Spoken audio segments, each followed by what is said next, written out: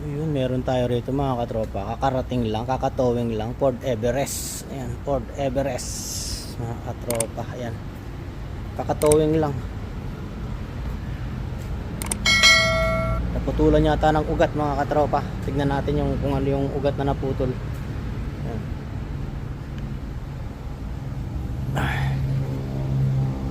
So, bigla na lang namatay daw mga katropa. Yung pala, naputulan ng ugat. Tanggalin natin. Tanggalin natin yung cover. Hindi pala naputol yung ugat niya, sumablay lang. So yun o.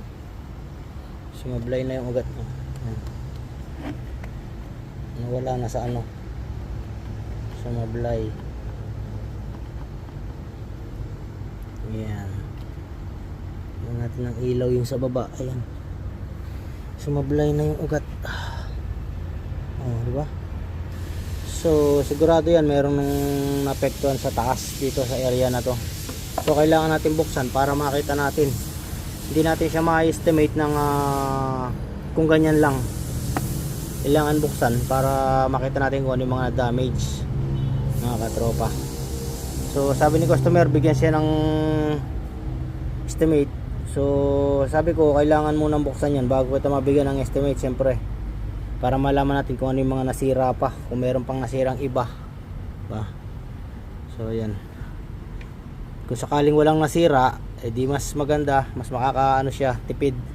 So kailangan makita natin dito. Hindi naman natin agad-agad lalagyan ng timing belt lang yan.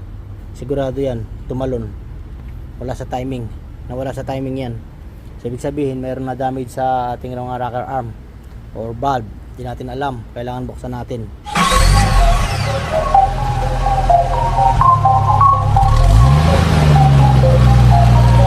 The Mechanic TV. Who made this? The Mechanic TV channel, dito ay manood ka. Click mo subscribe button, click yung bell, updated ka sa mga paparating namin na gawain. Alam mo na, subaybayan galaw ni Sir Edgar, manapat The manood Mechanic ka. TV. Kailangan nga natin mabuksan. Sana walang stock up dito sa ating mga injector. Wala pa naman siyang leaking. Kung mayroong oil leak yan, hindi posibleng hindi masyadong stock up yung mga injector nito. Ayan, so kailangan muna natin buksan para malaman natin kung ano na yung na damage, mga katropa.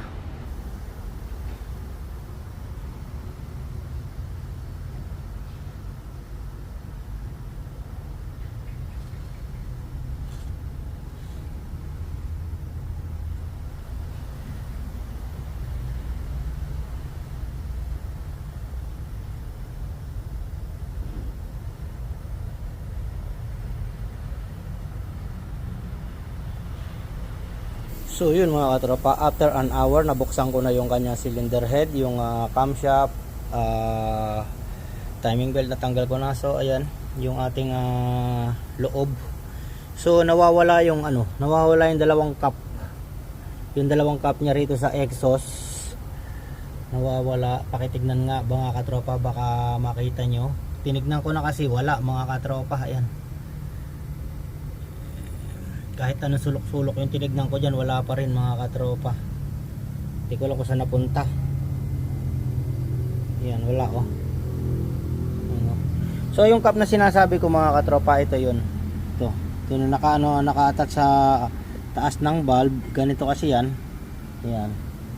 Ganito kasi yan mga katropa. Yan. Nakaganyan siya, tapos rocker arm mga katropa. Yan. Ito yung cup na sinasabi ko. So ito yung ating intake. So far okay naman yung ating mga intake rocker arm. Ayan, wala naman naging problema. So yung exhaust nya, ayan, naging chicharon. Nag-crack silang lahat. So tignan natin dito, baka nandito yung valve, baka sumingit-singit lang dito sa mga ano ng ating yung cup. Baka nandito. Ayan, wala talaga mga katropa. Ayan, hinahanap ko na, wala. So pwedeng nahulog. Dito meron, dito yung nawala, dito yung nakakuha ko ng isa rito. Pwedeng nahulog doon, tumalsik kasi wala naman doon sa valve cover. So yun nga, Dalawa yung wala. So yun nga, nababa na natin mga katropa yung camshaft. Tapos may napansin ako nung sa injector mga katropa. Ayan, sa injector kung mapapansin nyo, kalawang. Yung tatlo. Hindi ko lang alam kung saan area. Basta may tatlong may kalawang, dapat ganyan lang. Yan, dapat ganyan siya mga katropa. Ayan. So ito parang nagkakaroon siya ng tubig mga katropa, parang tinutubig dito sa area na to. Ayan, kalakalawang yung kanyang injector.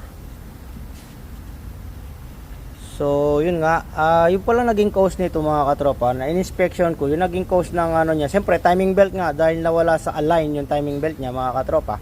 So ano ba yung cause ng bakit nawala sa align? Yung cause ng nawala sa align, nag-stack up yung kanyang tensioner mga katropa. Ayan, ayan kung mapapansin nyo si tensioner. Oh, yan, stack up si tensioner mga katropa. Ayan yung naging cause kung bakit nawala sa align si timing belt. Ayan oh.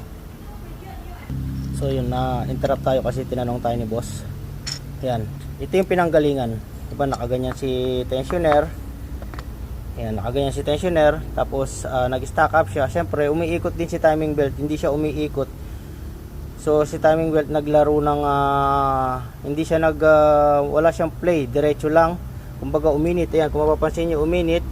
Ayan, dumulas na si timing belt hanggang sa bumitaw na mga katropa. Ito yung pinanggalingan yan, kaya ganyan.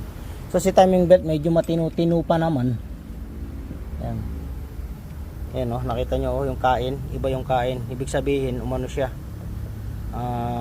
Kaya lang naman nagkaroon ng ganitong sira yan dahil umano na nga, lumihis na nga siya ng landas mga katropa. Ayan, kung tutuusin medyo maganda pa yata itong. Ayan oh, medyo ano pa si timing belt. Kung pwede pa kung hindi lang nag-stack up. Ayan, nag-stack up si tensioner kaya nagkaroon ng ano, lumihis yung ayan, napapansin nyo, ayan oh, sunog. Ayan oh, may sunog si ano, uminit yan pagka ganyan mga katropa. So dyan nag-umpisa, kaya nagkaroon ng ganitong issue sa timing belt. Marami naman pwede pang galingan. Kung hindi naman nag-stack up si tensioner, bumigay na si timing belt, natanggalan na ng mga ngipin, naputol na si timing belt, sobrang katagalan. Kaya sa mga naka-timing belt dyan or naka-timing chain, sa timing chain naman kasi medyo mararamdaman mo, iingay na yan pag may problema na, lalong lalo na pag matagal na yung langis at luma na yung langis, iingay yan sa timing chain. Sa timing belt hindi siya iingay, dire-diretsong mapuputol na yan mga katropa kapag talagang bibigay na si timing belt, kapag wala na sa ano. Kailan ka ba dapat magpalit ng timing belt? Siyempre, di ba, nagpalit ka tapos tatandaan mo kung lalagyan mo ng date kung kailan ka nagpalit. Depende sa ano mo, mga takbo mo, mga, kung ako yan papalitan ko na yan, mga 80, 90, yan 80, 90 pwede nang palitan yan mga timing belt mga katropa. Huwag nyo nang hintayin maging 100 kahit sinabi ng ano dun 100,000 km bago palitan. Huwag nyo nang hintayin yun mga katropa. Hindi natin alam kung yung quality ng timing belt na nilalagay natin, kahit sabi niya original pa yan, ano pa yan, ganyan matagal yung lifetime yan. So hindi, huwag kayong aasa sa mga ganong ano. Kailangan kung tumatakbo pa kayo ng 60, okay pa yan, 70 yan, siyempre checkin nyo rin, or 80. Pagdating ng 80 pwede nyo palitan. Huwag nyo nang hintayin yung 100,000 km mga katropa. Kahit umabot pa siya ng 100,000 hindi na puputol, malay mo, hindi natin alam mga katropa kung kailan bibigay yan. So sayang lang, mas lalong dadami yung magiging sira. Kagaya nito, hindi natin alam, nabibigay pala si bearing, tapos mawawala sa align si timing belt. So kaya ayan, bumigay. Yun, tiniming ko, wala. Ito pala yung wala sa timing. Sumalas yun ng mga ilang ngipin, 1, 2, 3, 4. Inikot ko kasi kanina yan mga katropa. Umiikot pa naman. Tiniming ko lang kasi hindi ko lang alam kung naka-timing. Hindi ko nakalimutan ko tignan yung ano. Pero okay lang yan kahit hindi naka-timing. Madali lang naman i-timing yan. So yun lang mga katropa. Kasalanan nito eh. So abangan nyo na lang